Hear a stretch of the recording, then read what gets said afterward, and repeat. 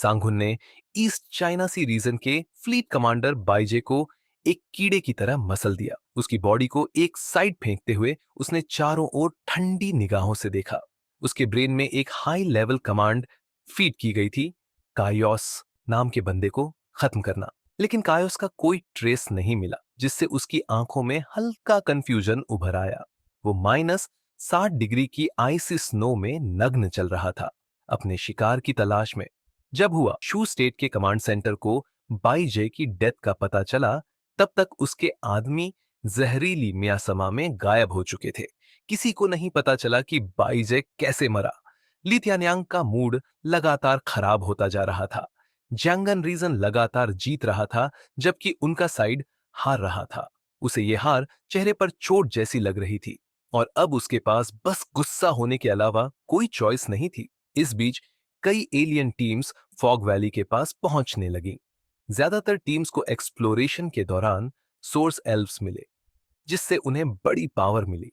अब तक सभी रीजन को समझ आ गया था कि शैंगजिंग रीजन इतनी जल्दी ताकतवर क्यों बन पाया, क्योंकि उन्होंने चिनलिंग माउंटेन्स में सोर्स ऑफ गॉड खोज लिया था। सोर्स ऑफ गॉड सिर्फ पावर बढ़ाने के लिए नहीं, बल्कि इसके साथ मिलने वाले रेयर एलिमेंट से भी कई पावरफुल बीइंग्स बन सकते हैं। इसलिए अब ज्यादातर टीमें सोर्स एल्व्स के पीछे थीं। कुछ, जैसे बिलीथ किड और फोर स्प्रिट्स, अब भी सोर्स ऑफ गॉड की तलाश में थे। जियांगन की डेमन स्क्वाड कैप्टन लू हुआंग की लीडरशिप में फॉग वैली के पास पहुंची। ये रेयर टीमों में से एक थी जो अब भी ग्रुप में एक्टिव थी। हाई लेवल एलियंस की लड़ाई में अगर लेवल का डिफरेंस ज्यादा हो, तो ज्यादा लोग होना मदद की बजाय बोझ बन सकता है। अब तक डेमन स्क्वाड की किस्मत अच्छी रही थी। उन्होंने किसी जॉइंट फोर्स एलियन ग्रुप से क्लैश नहीं किया, शायद इसलिए क्योंकि जांग यी ने पहले ही बहुत से एलियंस को मार दिया था। लेकिन अब जैसा कि वो कोर एरिया के करीब पहुंचे, उन्हें भी खतरे का सामना करना पड़ा। लू हुआंग अपने साथ डेप्यूटी कैप्टन ली यूए को लेकर मियासमा में आगे बढ़ रहा था।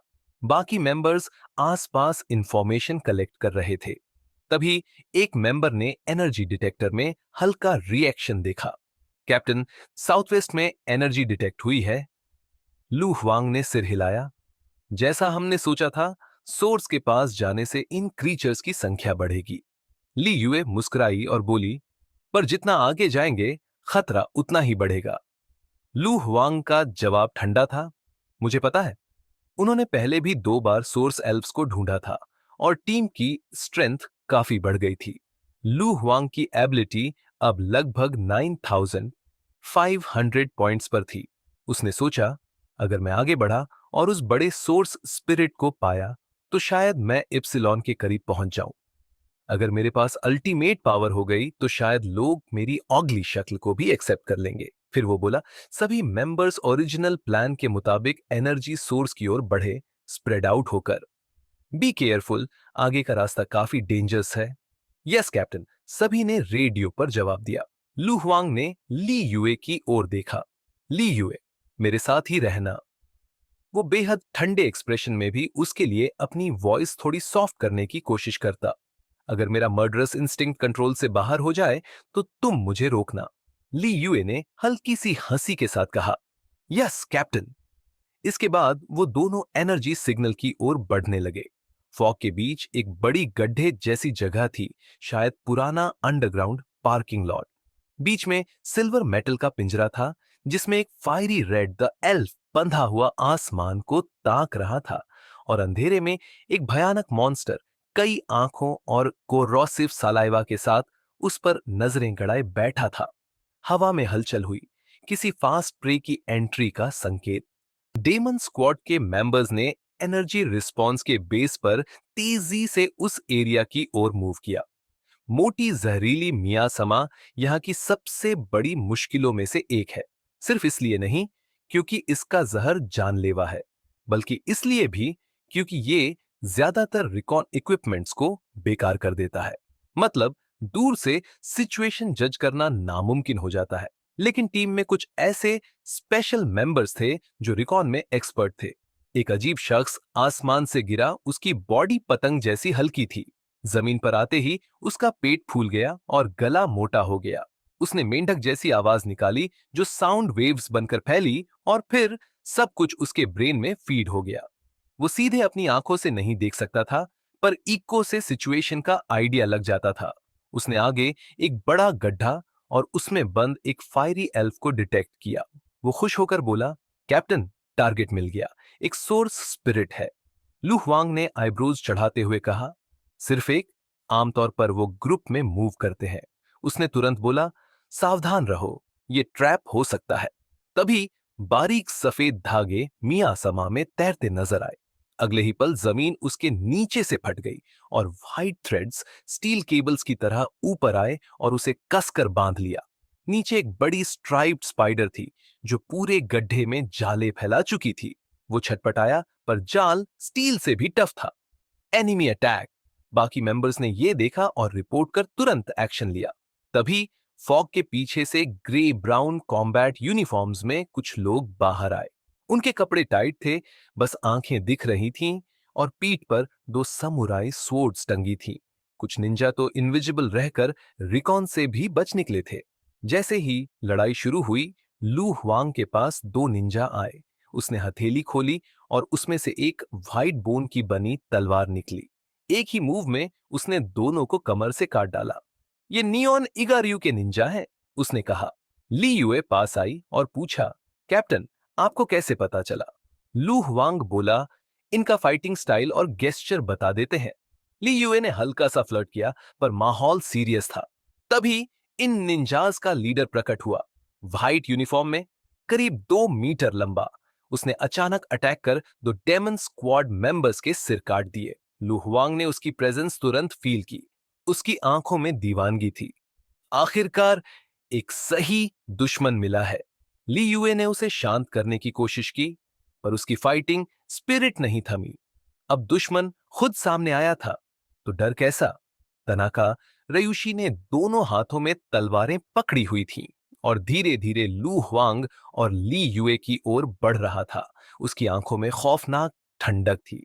वो चलते हुए इन दोनों को ध्यान से ऑब्जर्व कर रहा था। चांगनान डिस्ट्रिक्ट डेविल स्क्वाड का कैप्टन टाउटिए और उसके साथ वाली लड़की शायद नॉन कैप्टन है। उसी वक्त लू हुआंग को कमांड सेंटर से अलर्ट मिला, जो सामने है वो जापानी निंजा ऑर्गेनाइजेशन यामाटा का लीडर है। नाम है यामाटा नो ओरोची तनाका ryushi। दोनों को एक दूसरे की बेसिक इन्फो मिल गई थी। लड़ाई शुरू करने से पहले दोनों ने सामने वाले की स्ट्रेंथ और कोट नेम कंफर्म कर लिया। तनाका पावर लेवल 9500, लू हुआंग पावर लेवल 9400, दोनों लगभग बराबर। पर लू हुआंग के साथ ली युए एक सपोर्ट के तौर पर मौजूद थी। ली युए ने अपने दोनों हाथ उठाए और सफेद रिबन जैसे लाइट बीम्स लू हुआंग से जुड़ गई। उसकी एबिलिटी थी लव एंड लॉयल्टी। नाका ने अपने डबल स्वॉर्ड्स उठाए और लू हुआंग ने अपनी बोन स्वॉर्ड सामने की। बिना किसी डायलॉग के दोनों आमने सामने टकरा गए। क्लोज कॉम्बैट में लड़ाई सबसे खतरनाक होती है। अगर एक पल की भी चूक हुई तो जान चली जाती है। हर टकराव में तलवारें और चाकू हजारों बार क्लैश करते। ली युए पीछे खड़ी थी, प्रोटेक्शन देती हुई। तनाका ने देखा कि ली युए एक सपोर्ट है, तो सोचा उसे पहले खत्म करता है। उसने दो रेड मेटल बॉल्स लू हुआंग की तरफ फेंके। लू हुआंग ने उन्हें न ब्लॉक किया न डॉज, क्योंकि पीछे ली यूएस थी। उसने मुंह खोलकर एक जोरदार दहाड़ मारी। ड्रिक! रेड स्मोक चारों तरफ फैल गया और तनाका गायब हो गया। इनविजिबिलिटी! वो चुपके से ली युए की तरफ बढ़ा। इतना आसान? वो खुद हैरान था। उसने स्वॉर्ड निकाली और ली युए पर वार किया। स्विश! पर जैसे ही ब्लेड पास आई, एक तलवार ने उसके अटैक को ब्लॉक कर दिया। पर वो तलवार लू हुआंग की नहीं थी, वो ली युए की थी। उसकी आंखों में व्हाइट लाइट चमक रही थी। मुझे मारना इतना आसान नहीं है। उसके मुंह से दो आवाजें आईं, एक उसकी और एक लू हुआंग की। तनाका चौंका। दो कैप्टन लेवल। असल में लियुए कैप्टन नहीं थी, पर लू हुआंग की एबिलिटी शेयर कर सकती थी। उनकी पावर्स एक दूसरे में ट्रांसफर हो सकती थी। जब लू हुआंग वीक होता, ली युए लड़ सकती थी। उनका कनेक्शन इतना डीप था कि एक दूसरे को रिप्लेस कर सकते थे। तनाका ने गहराई से कहा, क्या दिलचस्प एबिलिटी है, पर अब मेरा रियल पावर देखो। उसके शरीर से व्हाइट मिस्ट निकली और उसने तलवारें जमीन में गाड़ दी। फिर एक भारी बूम के साथ एक भयानक सांप राक्षस प्रकट हुआ। 8 सिरों वाला, सफेद कांटों से ढका हुआ यामाटा नो ओरोची। तनाका रयूशी ने अपनी असली पावर्स दिखाई। Beastman type, ability user, code name Yamata no Orochi. सैकड़ों मीटर ऊंचा एक राक्षसी सांप जैसे मॉन्स्टर ने एंट्री ली। लू हुआंग की आंखों में गंभीरता थी, दबाव साफ महसूस हो रहा था। वो जोर से हंसा और उसके शरीर से काली डेमोनिक एनर्जी निकलकर आसमान तक उठ गई। उसका शरीर अचानक 1.6 मीटर से बढ़कर 2 मीटर से ऊपर चला गया। स्किन काली होती गई, हाथ और पंजे लंबे और डरावने। इंसान कम, शैतान ज्यादा लगने लगा। पीठ से 2 काली डायमंड विंग्स फटकर बाहर निकली। ली यूए की लव एंड लॉयल्टी एबिलिटी से उसे भी उड़ने की पावर मिली। अब दोनों हवा में थे। लू हुआंग के हाथ में था उसका ग्रेट डीमॉन स्वॉर्ड, जो अब काली मांसपेशियों से ढका हुआ था और हैंडल पर एक घूमती हुई आंख उगाई थी। किल!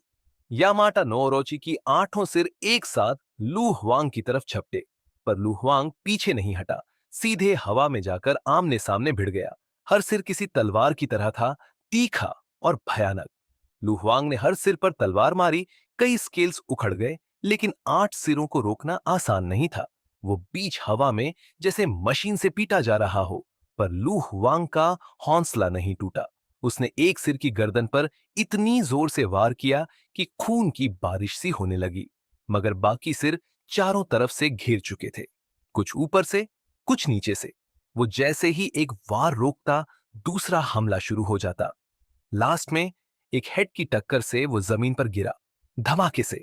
ली यूए फौरन पहुंची और उसकी आंखों से सफेद रोशनी निकली।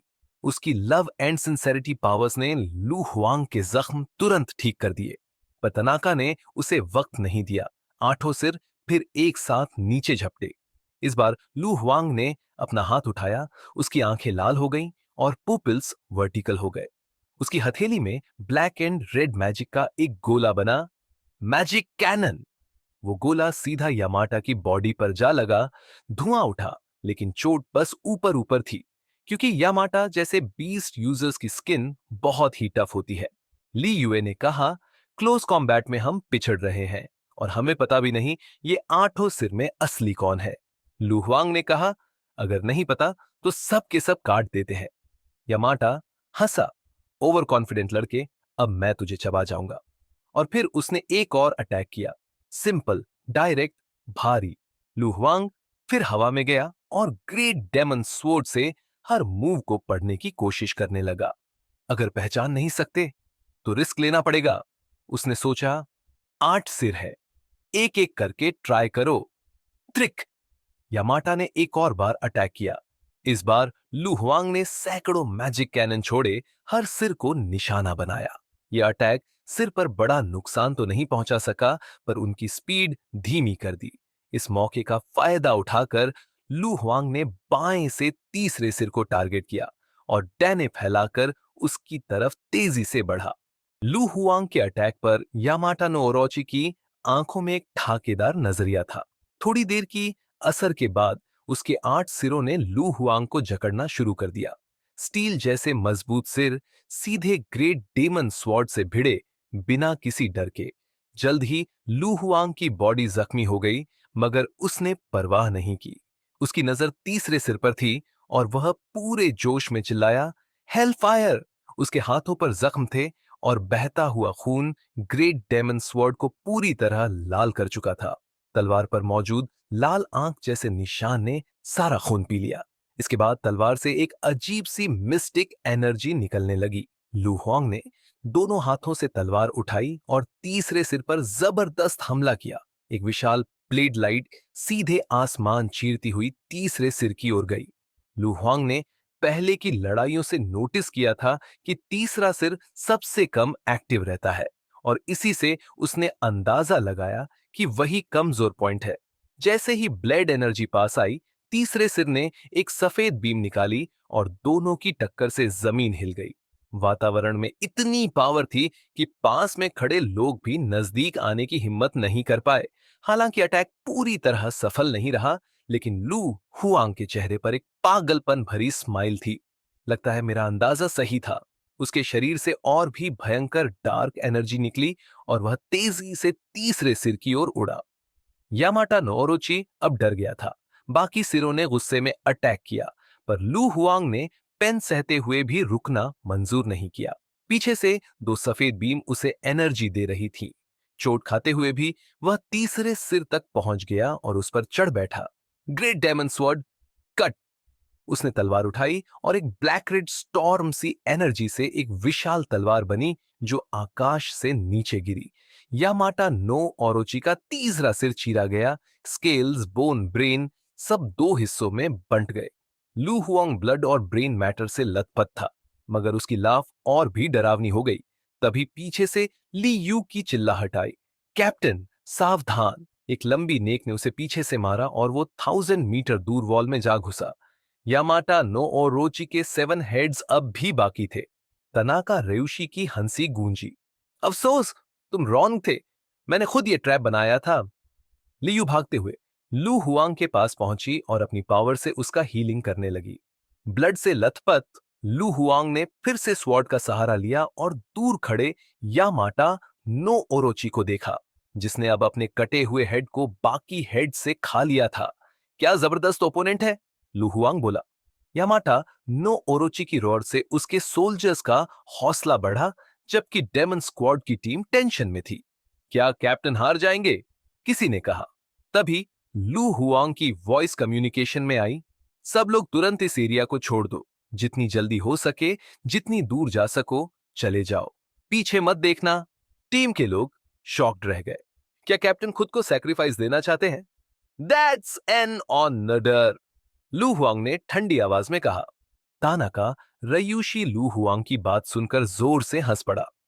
तुम सच में जिम्मेदार कैप्टन हो।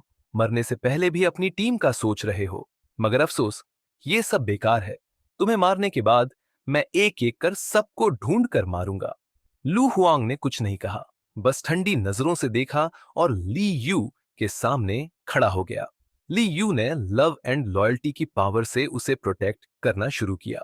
यामाटा नो ओरुचि ने दहाड़ लगाई और बाकी 7 सिर पाइल ड्राइवर जैसे टूट पड़े। हर अटैक बिल्डिंग को गिराने जितना भारी था, पर लू हुआंग ने अपने ब्लैक विंग्स फैलाकर सबको रोका। हालांकि वह पहले से घायल था, इसलिए हर अटैक रोकना मुश्किल होता जा रहा था। ओरोची की नजर लियू पर पड़ी। क्या खूबसूरत औरत है, जरूर बहुत सॉफ्ट टेस्ट होगी। उसकी गंदी नीयत साफ झलक रही थी। वह लू हुआंग को पहले तोड़ना चाहता था, हाथ पैर काटकर, और फिर लियू का अपमान उसके सामने करना। लू हुआंग के चेहरे पर खून बह रहा था, लेकिन उसकी आंखों में खूनी नीयत चमक रही थी। ओरोची का अटैक उसे दूर फेंकता है। मलबे में गिरा लू हुआंग कम्युनिकेशन से पूछता है, सब लोग दूर निकल गए। टीम के जवाब आते हैं, वे काफी दूर जा चुके हैं। गुड, लू हुआंग बुदबुदाया। बूम! ओरोची का सिर दोबारा मलबे पर गिरता है, लेकिन इस बार लू हुआंग हंसता है। वह खड़ा होता है, खून में लथपथ, पर अब उसकी हंसी डरावनी है। अब जब सब चले गए हैं, मैं अपना असली रूप दिखा सकता हूं, वह बोला। अगर कोई पास होता तो मैं इस पावर को यूज नहीं कर सकता था। ओरोची को कुछ गड़बड़ महसूस होती है। लू हुआंग का चेहरा धीरे धीरे दरकने लगता है, जैसे पोर्सिलेन टूट रहा हो। उसकी स्किन के नीचे से लाल सड़ी हुई मांस जैसी चीजें निकलती हैं। जल्द ही वह इंसान नहीं, एक मॉन्स्टर बन जाता है, घूमती मांसपेशियों और टेढ़े मेढ़े टेंटिकल से बना हुआ। कुछ एलियंस की म्यूटेशन पॉजिटिव होती है, ताकत, सुंदरता, पावर्स, और कुछ जैसे मैं वोकस का नेगेटिव म्यूटेशन। इसका हैंडसम फेस एक फेक नकाब था।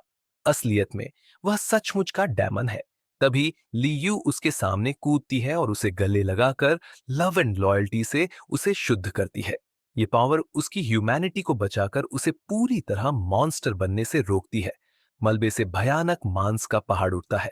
12 सिर, अजीब भुजाएं, कुत्ते, सुअर, घोड़े, महिलाओं के स्तन, चीखते चेहरे। ये ह्यूमन नेगेटिव इमोशंस का रूप है। लालच, वासना, नफरत, निराशा। कितना घिनौना है, रोची चीखता है, पर अब देर हो चुकी है। क्राई! मॉन्स्टर के दर्जनों सिर चीखते हैं और वह यामाटा नो ओरोची पर टूट पड़ता है। ओरोची 2 शॉक वेव्स छोड़ता है, स्नेक गॉड की दहाड़, लेकिन मॉन्स्टर सीधा उसे हिट करता है। मांस उड़ता है, हथियार लिए हाथ उस पर टूटते हैं। सड़े हुए मांस के ढेर से निकले उस अजीब क्रीचर ने डरावनी चीख के साथ यामाता नो ओरोची पर हमला कर दिया। जैसे 2 पहाड़ टकरा गए हों, वैसे ही वो बिना किसी स्ट्रैटेजी के भिड़ गए। ओरोची के 7 सिर काटते और कुचलते रहे और डीमोन की कई बाहें हथियारों से उसके स्केल्स पर वार करती रही। आधा दिन ये भयंकर युद्ध चलता रहा। चारों ओर खून और मांस के टुकड़े बिखर गए। दोनों ही अपने होश खो चुके थे। बस मारने की चाह बाकी थी। कुछ निंजा सपोर्ट के लिए आए, लेकिन वो भी डीमोन का हिस्सा बन गए। अंत में डीमोन ने ओरोची के 8 सिर फाड़ डाले। टानाका रेयुसे की मौत हो गई और लू हुआंग का शरीर भी पूरी तरह बिखर चुका था। ली युए ने घिसटते हुए लू हुआंग को मांस के ढेर से निकाला। उसका असली रूप अब एक छोटा डरावना मांस का क्रीचर था, लेकिन ली युए की नजरों में कोई नफरत नहीं थी। उसने एक नई स्किन निकाली और लू हुआंग को फिर से सुंदर सिल्वर हेयर वाला लड़का बना दिया। कैप्टन, सब ठीक है, हम जीत गए, ली युए ने कहा और सभी को वापस बुला लिया। डीमोन स्क्वाड ने अपने कैप्टन को साथ लिया और स्टार आइलैंड से वापसी की। जांगी एक पुराने कैफे में कॉफी पीते हुए आइलैंड की ताकतों का एनालिसिस कर रहा था। हेलचेन, थॉर, उलर, मेडुसा को वो पहले ही मार चुका था। अब सिर्फ 3 बचे थे, बिली किड, बसाका और हर्सियस्ट। जांगी ने अपनी स्मार्ट सिस्टम में उनके कार्ड सेव किए और बोला, इनमें बिली सबसे स्ट्रांग है, एप्सिलॉन के करीब। उसने कहा कि बाकी विदेशी ज्यादा खतरनाक नहीं है, लेकिन नियॉन के त्सुकियोमी और कागुत्सुची की ताकत अननोन है। उसने हंटिंग रोकने का सोच लिया। जिंगवेई ने पूछा, क्या तुम जॉइंट फोर्सेस के टारगेट बन गए हो? झांगी हंसा, उससे क्या फर्क पड़ता है? असल रीजन ये था कि वह दूसरों को फ्रूट्स पिक करते नहीं देख सकता था। मैं चाहता हूं ईस्ट सी के लोग कुछ काम करें। जिंगवेई ने पूछा, तुम्हें सोर्स ऑफ गॉड चाहिए, राइट? झांगी बोला, हाँ, पर मैं सिर्फ मजा लेना चाहता हूं और मुझे बर्दाश्त नहीं होता जब कोई बिना मेहनत के कुछ पाले।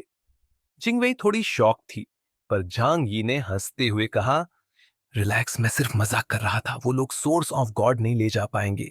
जिंगवेई को समझ नहीं आ रहा था कि झांग यी इतना कॉन्फिडेंट क्यों है। उसने अब तक सोर्स ऑफ गॉड की खोज में हिस्सा नहीं लिया, फिर भी वो शांत और कंपोज्ड था। पर जिंगवेई ने कुछ नहीं पूछा, क्योंकि उसे पता था झांगी उस पर ट्रस्ट नहीं करता। अगर उसने अमातेरासु और बाकी 2 को संभालने में मदद ना की होती और सच बोलने वाला सीरम ना लिया होता, तो शायद अब वो जिंदा ना होती। झांगी ने उसे सिर्फ इसलिए छोड़ा क्योंकि वो चीजों को एक्सट्रीम तक नहीं ले जाता। अगर वो मुझे मार देता तो जियांगन रिजन पूरी तरह अलग हो जाता। जिंगवेई ने मन ही मन सोचा। पिछले कुछ दिनों में उसकी नजरों में झांगी की ताकत 9800 इंडेक्स से कहीं ऊपर लगने लगी थी। सिर्फ डिफेंस में अच्छा।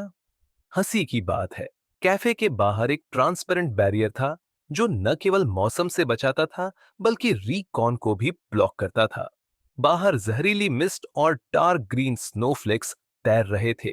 झांगी ने खिड़की से बाहर देखा। अब वक्त है पॉइजन सर्कल क्लोज करने का। कमजोर एलियंस या तो मारे गए हैं या भाग चुके हैं। फॉग वैली में जो बचे हैं, वहीं असली शो शुरू होगा। फॉग वैली में ही सोर्स ऑफ गॉड है, जो जमीन के नीचे कहीं छिपा है। वहां का मैग्नेटिक फील्ड इतना खराब है कि कोई बाहर से संपर्क नहीं कर सकता। ऐसे माहौल में सिर्फ टॉप टियर फाइटर्स ही टिक सकते हैं।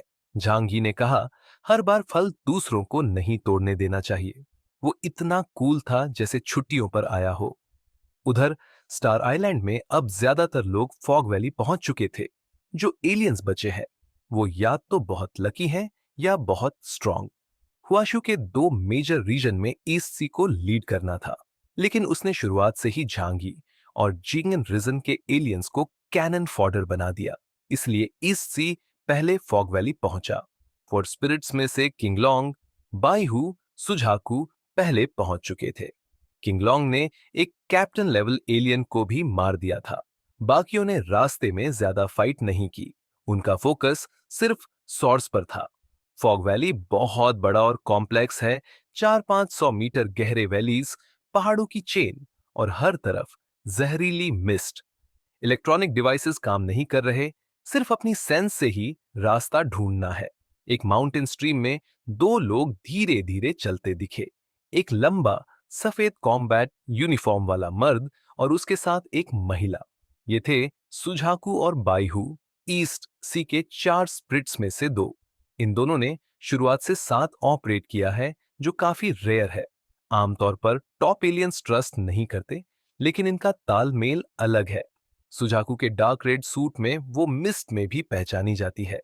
उसने थोड़ी देर बाद कहा, 3 दिन हो गए पर सोर्स का कोई क्लू नहीं। बाइहू ने हंसते हुए कहा, शेंगजिंग डिस्ट्रिक्ट ने पूरा सोर्स पाने में 3 महीने लगा दिए थे। तुम्हारा है तो मिलेगा ही। जैसे ही बाइहू की सेफ्टी का जिक्र हुआ, जू युनचुए का चेहरा सख्त हो गया। पर हमारे पास इतना टाइम नहीं है। सुजाकू समझ गई कि बाइहू क्या कह रहा था, पर अब हालात बदल चुके हैं। शेंगजिंग रीजन लोकली ऑपरेट कर रहा था, उनके पास टाइम था। पर ईस्ट सी अब बेरेस कर रहा है सोर्स ऑफ गॉड के लिए।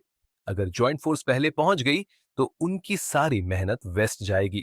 जो युनचुए ने ठंडी आवाज में कहा, हमने तो कुछ खास नहीं किया इस ऑपरेशन में, सब ज्यादा जांगी और ज्यांगन वालों ने किया। अगर हम फेल हो गए तो बाकी 5 डिस्ट्रिक्ट्स हमारी हंसी उड़ाएंगे। झांगी ने अकेले हाफ हेल्थ चेन्स तबाह कर दिए। उसके सामने ईस्ट सी के एलियंस फीके लगने लगे। सुझाकू भी टॉप एलियन थी, उसके अंदर भी प्राइड था। अगर रीजनल प्लान ना होता तो वो भी दुश्मनों से लड़ती। बाइहू ने कहा, मुझे पता है तुम बैलेंस्ड नहीं फील कर रही, पर एक बार अगर तुमने सोर्स ऑफ गॉड हासिल कर लिया और एप्सिलॉन रिल्म में पहुंच गई, तो जांगी तुम्हारे सामने कुछ भी नहीं रहेगा। सुझाकू थोड़ी शांत हुई, पर उसने चारों तरफ देखा। हम ढूंढे तो कहां, हर तरफ जहरीली मिस्ट और पहाड़ ही पहाड़ है। बाइहू ने कहा, मेरे पपेट रोबोट से ढूंढना मुश्किल नहीं होगा, बस टाइम लगेगा। सुझाकू ने उसकी तरफ तेज नजरों से देखा। टाइम ही तो नहीं है हमारे पास। मैं रिस्क नहीं ले सकती। अब से हम अलग अलग काम करेंगे, स्पीड डबल हो जाएगी। बाइहू झिझका, पर कमांडर ने कहा था कि मैं तुम्हारे साथ रहूं। मुझे उसकी बात पता है, पर यह रेस है टाइम से। और क्या तुम्हें लगता है मुझे तुम्हारी प्रोटेक्शन चाहिए? बाइहू बोला, अगर साथ रहेंगे तो कोई भी दुश्मन हमें नहीं रोक पाएगा, पर अकेले, बस यही प्रॉब्लम है तुम में। सेफ प्ले करते हो, ऐसे सोचोगे तो कुछ बड़ा नहीं कर पाओगे। उसने हाथ से लेफ्ट और राइट दिखाया। मैं लेफ्ट जाऊंगी, तुम राइट। पपेट बीस्ट से कांटेक्ट रखेंगे और 30 किलोमीटर से ज्यादा दूर नहीं रहेंगे। बाइहू कुछ कहना चाहता था, पर सुझाकू की टोन देख चुप रह गया। उसने अपनी राइट आर्म से एक मोटा आर्मर पीस निकाला, जिसमें से एक छोटा व्हाइट क्यूब निकला। सुझाकू ने उसे खोला और वो सेंटीपीड बनकर उसके शोल्डर पर चिपक गया। ये बाइहू का बनाया खास मैकेनिकल पपेट था। तुम्हारे शौक समझ से बाहर है, सुझाकू ने कहा। इंसेक्ट्स कोई पसंद करता है क्या? ये तो सिर्फ इसलिए है क्योंकि इसकी शेप हर टेरेन में फिट होती है। पर सुझाकू सुन चुकी थी। वो लेफ्ट की तरफ निकल गई। बाइहू ने कुछ पल देखा, फिर राइट की ओर चला गया। जहरीली मिस्ट में कुछ विशाल मॉन्स्टर्स उसकी कंपनी में थे, पर दोनों को यह नहीं पता था कि एक शख्स उन्हें दूर से देख रहा था। हेलचेंस का नंबर 2, बिलीड किड यासिन कैनेलो। उसके मुंह में एक सूखा पत्ता था, जो उसके होम टाउन का था। वो पहले बटरफ्लाइज और प्लांट्स कलेक्ट करता था। असल में कैनेलो उनसे पहले पहुंच चुका था, पर सोर्स ढूंढना उसका टारगेट नहीं था। वो बनना चाहता था माइन ऑनर। उसका प्लान था सब दुश्मनों को मारकर पूरी वैली पर कब्जा कर लेना, फिर आराम से बाकी से सोर्स छीनना। अब जब सुझाकू और बाइहू उसकी नजर में आ चुके हैं, शिकार शुरू हो सकता है। जब व्हाइट टाइगर और सुजाकू साथ थे तो बिली किड थोड़ा हिचकिचा रहा था, लेकिन जैसे ही उसने देखा कि दोनों अलग हो गए हैं, उसके चेहरे पर एक शातिर स्माइल आ गई। लेडीज फर्स्ट, उसने होंठों में कहा और अपने अगले शिकार की तरफ बढ़ा। कैनरो, जो कोलंबिया डेल्टा फोर्स का स्पेशल फाइटर था, चुपचाप मूव करने में माहिर था, लेकिन उसकी एबिलिटी सिर्फ तभी एक्टिवेट होती जब वह अपनी 2 गोल्डन रिवॉल्वर से क्लोज रेंज पर अटैक करता। 2 किलोमीटर से ज्यादा दूरी पर वो असरदार नहीं था। लेकिन शॉर्ट रेंज में वो किसी को भी सेकंड्स में खत्म कर सकता था। इसलिए उसे सुजाकू के और करीब जाना था और फिर एक क्लीन शॉट से काम तमाम। उधर सुजाकू को धीरे धीरे एक अजीब सी फीलिंग होने लगी। वो रुकी, आंखें बंद की और अपने आसपास के इन्वायरमेंट को फील किया। उसके फिंगर टिप्स से नीली लपटें निकलने लगीं, एक ब्लू फायरबर्ड जैसी आभा बनाते हुए। फिर अचानक उसके चारों ओर का पॉइजनस धुआं एक सेकंड में झलकर क्लीन हो गया। बाहर आओ, उसने तेज आवाज में कहा। तभी पीछे से एक कूल और ठंडी वॉइस आई। Hi hello beautiful young lady, हम फिर मिले। सुजाकू चौंकी। उसने बिल्कुल भी नोटिस नहीं किया कि कोई उसके पीछे है। वो तुरंत पलटी और एक जाइंट ब्लू फ्लेम बर्ड उसकी बॉडी के चारों ओर बन गई। उसके सामने था वही एनिमी जिससे वे लोग सबसे ज्यादा डरते थे, हेल्थ चेन का नंबर 2, बिलीद किड। बिलीद किड, उसने गुस्से में उसका कोड नेम बोला और तुरंत अपने शोल्डर पर बैठे मैकेनिकल कीड़े के जरिए व्हाइट टाइगर को इमरजेंसी सिग्नल भेजा। अभी दोनों के बीच 30 किलोमीटर का डिस्टेंस था और व्हाइट टाइगर को वहां पहुंचने में 2 मिनट लगेंगे। सुजाकू जानती थी कि उसे खुद को 2 मिनट तक अलाइव रखना है। ये इजी नहीं होगा।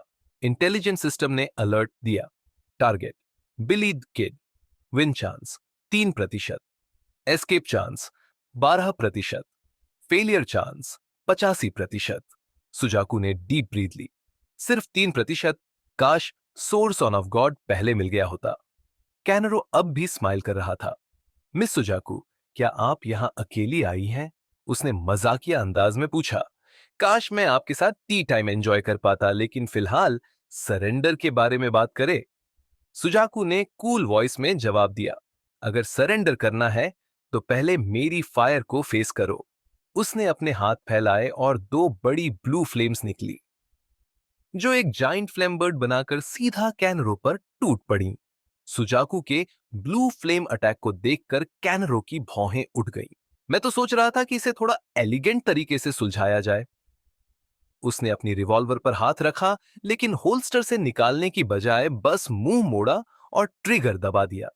एक सफेद रोशनी की किरण जैसे तलवार बनी और सीधा सुजाकू की छाती चीर गई। बर्फीली ब्लू फ्लेम्स हवा में गिरती हुई स्नो जैसी लगी। बिलीद किड ने हल्के से मुस्कुराते हुए कहा, लगता है पहले तुम्हें शांत करना पड़ेगा, फिर टी टाइम की बात करेंगे। उसकी रिवॉल्वर से 5 और बुलेट्स निकली, इतनी फास्ट कि देखने का मौका भी नहीं मिला। लेकिन सुजाकू तैयार थी। उसकी फ्लेम्स एक भीषण फायर स्टॉर्म में बदल गईं, जिसने बुलेट्स की स्पीड कम कर दी। बुलेट्स जैसे ही पास आईं, उन्होंने पावर खो दी और सुजाकू ने एक लंबी फायर व्हिप से उन्हें डिफ्लेक्ट कर दिया। तुम सोचते हो कि मैं बस तुम्हारा अटैक अब्सॉर्ब कर रही हूं? उसकी आंखों में नीली चमक थी और चारों ओर की आग और ज्यादा तीव्र हो गई। लपटों ने जमीन फाड़ दी और कैनरो की ओर बढ़ी। वो चौंका, लेकिन तेजी से रीलोड करता हुआ साइड में डॉज कर गया। अगली फायरिंग के दौरान भी जैसे ही बुलेट्स सुजाकू के आग से भरे डिफेंस रिंग से टकराई, वो टूटने लगी। इस आग से गर्मी नहीं, बल्कि ठंड महसूस होती थी। बिली के कपड़ों पर फ्रॉस्ट जमने लगी थी। कोल्ड फ्लैम, ये तो मेरी एनर्जी को अब्सॉर्ब करके खुद को और स्ट्रांग बना रही है। कैनरो अब अलर्ट हो गया था। Ice flame Suzaku east China region की 4 स्पिरिट्स में से एक। उसकी आग बाहर नहीं जलती, बल्कि सब कुछ सोख लेती है, एनर्जी, मोशन, हीट, सब। सुजाकू अब चारों ओर एक विशाल ब्लू फायर रिंग बनाकर डिफेंसिव मोड में थी। इस फ्लेम डोम को पार करने में बुलेट की एनर्जी आधी हो जाती और उस स्टेज पर सुजाकू आसानी से उसे ब्लॉक कर सकती थी। उसका फोकस सिर्फ एक बात पर था, बस 2 मिनट उसे रोकना है, जब तक व्हाइट टाइगर आ जाए। उधर कैनरो तेजी से मूव कर रहा था, बुलेट्स फायर करता रहा। हर बुलेट रोज गोल्ड कलर की थी और हवा में सफेद रोशनी में बदल जाती थी। कुछ बुलेट्स सुजाकू तक पहुंचती, लेकिन उसकी कोल्ड फ्लेम उन्हें भी धकेल देती। वो अब एक ब्लू सन जैसी लग रही थी। उसका फ्लेम कोरोना दूर तक फैलकर कैनरो को छूने की कोशिश करता। अगर छू लिया तो उसकी पावर्स और बॉडी टेम्परेचर दोनों सूख जाएंगे। कैनरो इस स्ट्रेंथ को पूरी तरह समझ चुका था, लेकिन अब भी लड़ाई खत्म नहीं हुई थी।